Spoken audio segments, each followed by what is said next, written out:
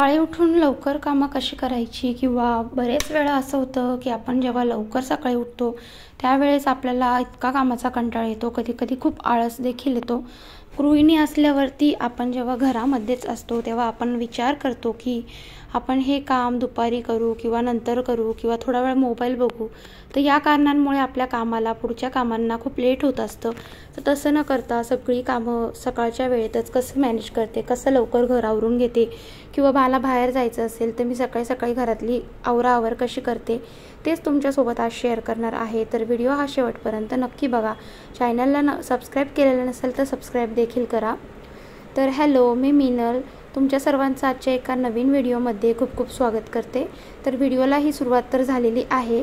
सकाळी उठल्यानंतर शिवांशचा टिफिन आणि मिस्टरांचा टिफिन करून झालेला होता आणि ते गेल्यानंतर माझ्या घरातली आवराआवर तर मी कशी आवरते, कोणत्याही बाबतीमध्ये म्हणा, सकाळचं काम असू द्या, दुपारचं असू द्या किंवा रात्रीचं असू द्या, क्लिनिंग तर ही आपल्यालाच करायची आहे. त्यामुळे आपण क्लिनिंगचा कंटाळा न करता आपण पॉझिटिव्ह वेने जर आपण काम करायला जर घेतलं तर आपलं काम एकामागे एक झटपट होणार आहेत. किंवा बाहेर जायचं आहे, मला दुपारून नाजीला बाहेर जायचं होतं, तर त्या अगोदर मला सगळं घर आवरायचं होतं.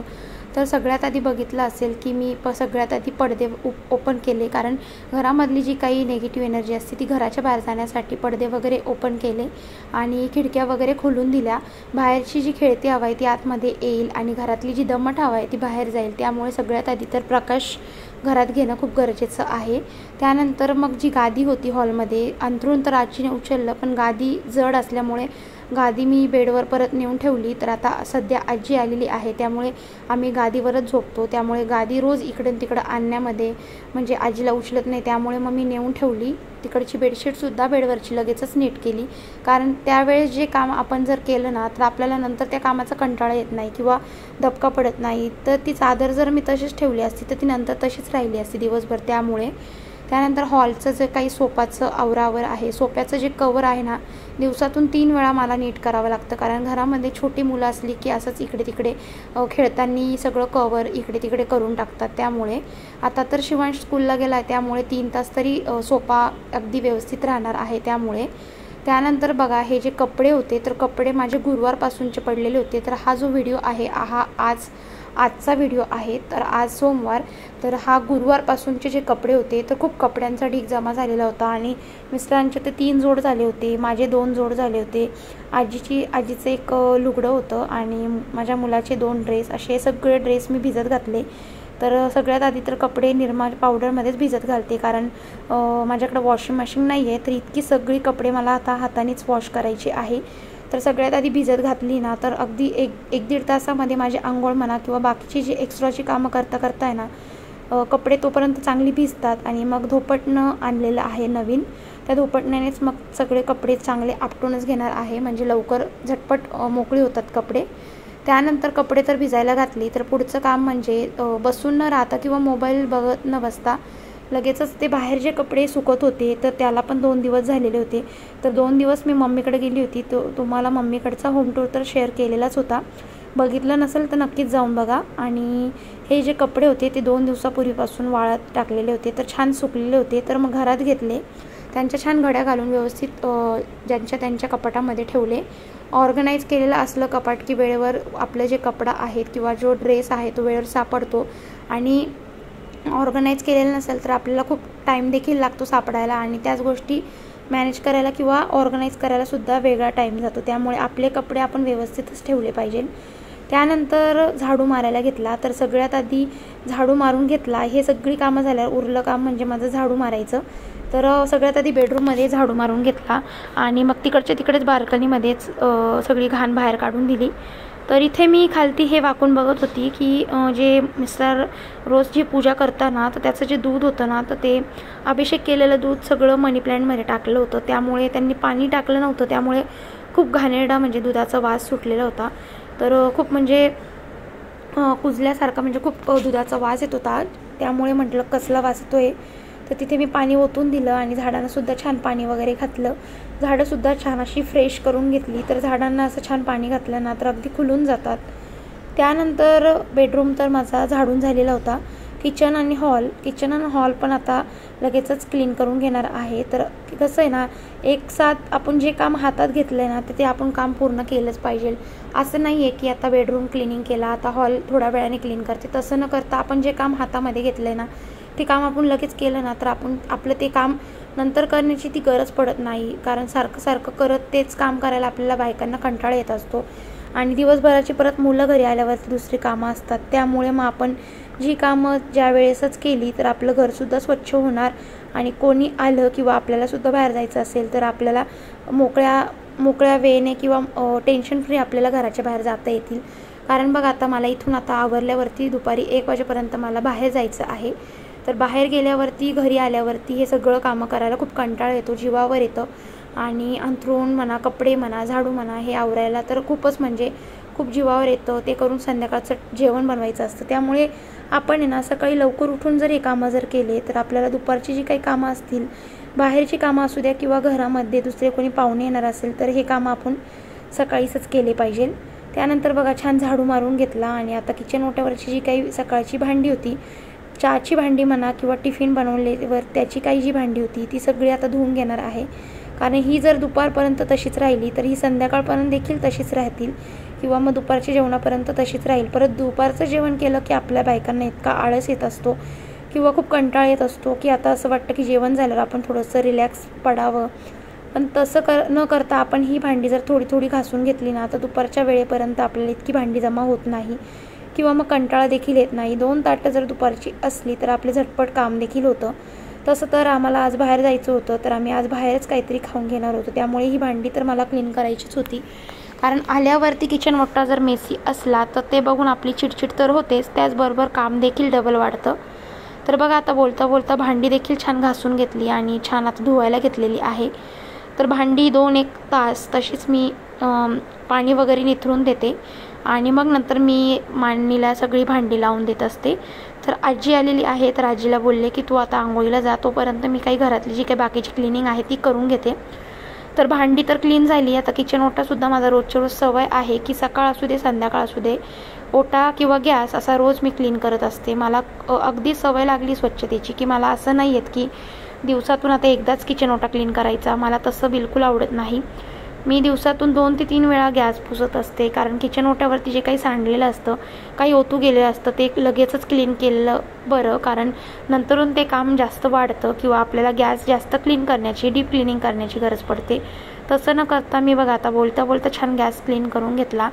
लायटरसुद्धा इतकं खराब झालेलं होतं की सगळं चिकट डाग लागलेले होते, तर लायटर छान असं एकदा घासून धुवून घेतलं। त्यानंतर टाईल्ससुद्धा छान अशी पुसून घेतली, कारण मी मध्ये जी क्लिनिंग तुम्हाला दाखवली किचन ओट्याची जी पूर्ण क्लिनिंग केली त्यानंतर मी किचन ओट्याला काही हात लावला नव्हता फारसा, कारण आजीच किचनमध्ये स्वयंपाक वगैरे बनवायची, त्यानंतर मग भांडी वगैरे सुद्धा तीच आवरून घ्यायची, त्यामुळे मग किचन ओटा इतका पुसायला मला जमलं नाही जितका आजीने पुसला तितकाच। कारण आजीला आजी म्हणा किंवा बाहेरचं जे व्यक्ती असेल त्यांना आपल्या घरातली क्लिनिंग इतकी फारशी म्हणजे कानाकोपरा जसं आपण रोज आपल्याला सवय असते तसं तर इतकी फारशी त्यांना जमत नाही। त्यामुळे तर आज म्हटलं छान आता कानाकोपरा क्लीन करून घेऊया।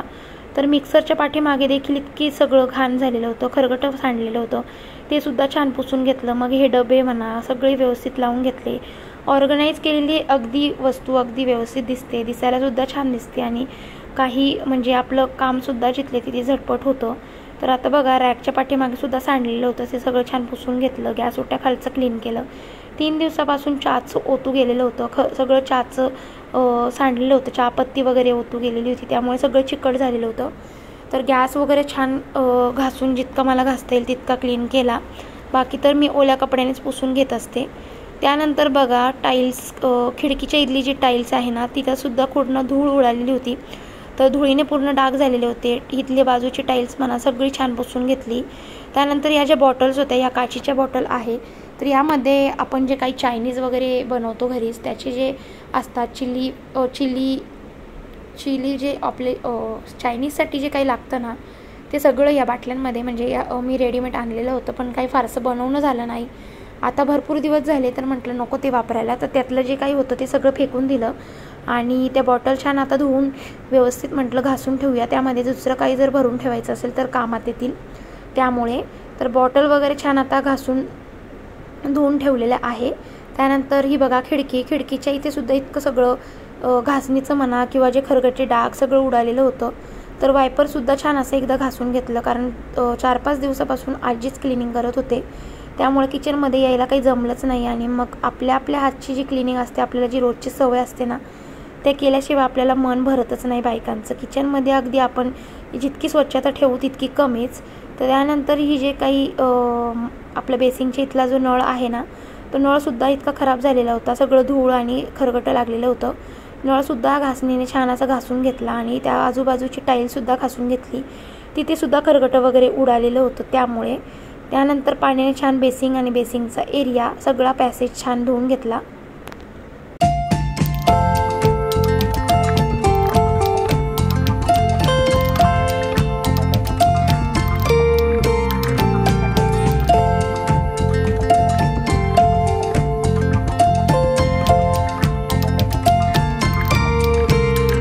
त्यानंतर बघा जे काही पाणी वगैरे सांडलेलं होतं, जे साबणीचा फेस पडलेला होता, तो वायपरने छान असा क्लीन करून घेतला। भांडी सगळी आता छान अशी घासून झालेली ती सगळी। माठ वगैरे सुद्धा भरून झालेला होता। माठ मी आता भरूनच ठेवत असते, कारण कसं पाणी कधीही जातं, त्यामुळे स्वयंपाकासाठी लागतं पाणी, त्यामुळे माठ भरूनच ठेवत असते। शक्यतो मी माठातलं पाणी शक्यतो पित नाही, कारण सर्दी खूप भरपूर प्रमाणात आत्ता चालू होती, मध्ये तर सगळेजण आजारी होते त्यामुळे। आणि आता छान माठ वगैरे सुद्धा भरून घेतला, माठाच्या बाजूचं सुद्धा छान पुसून घेतलं।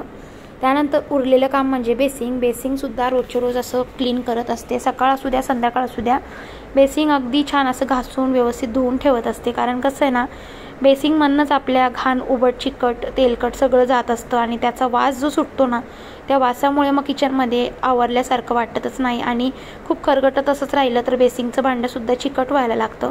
आणि माझ्या इथे तर बोरिंगचं पाणी आहे, खारं क्षारचं पाणी आहे, त्यामुळे मग मला बेसिंग लगेचच क्लीन करावं लागतं, कारण भांडी इतकी खाऱ्या पाण्याने इतकी व्हाईट होतात ना की किती पण वेळा क्लीन करा तशीच भांडी होतात। त्यामुळे नंतर बघा आता बेसिंग आणि जाळी छान अशी धुवून घेतली।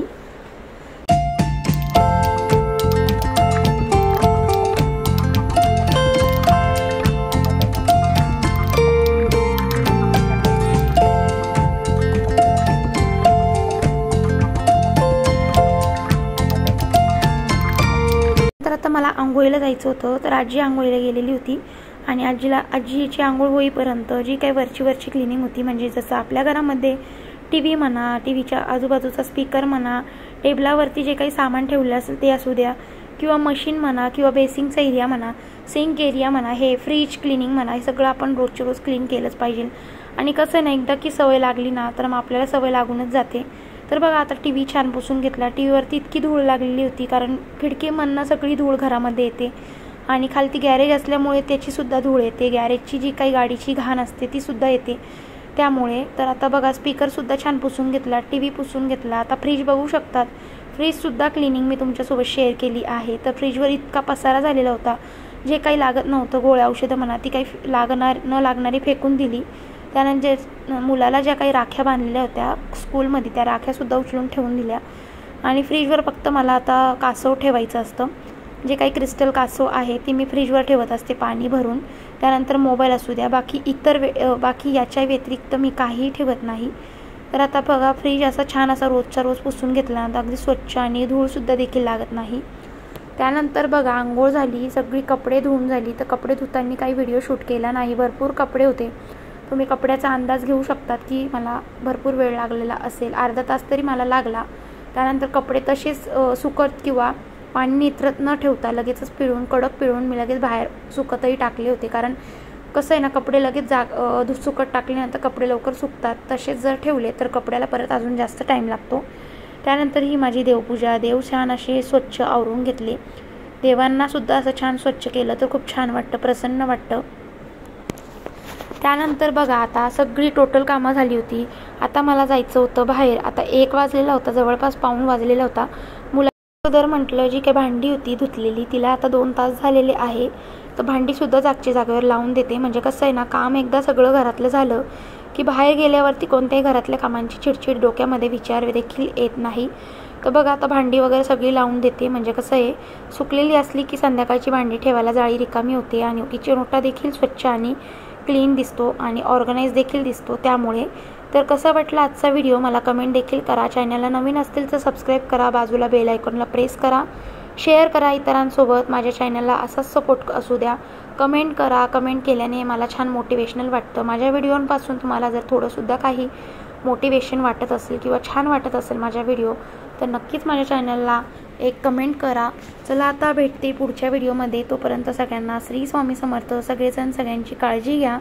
तुम्ही पण असंच सकाळी सकाळी काम करतात किंवा तुमचंही रुटीन असंच असेल ते सुद्धा मला कमेंट करून सांगा। चला आता भेटते, बाय बाय।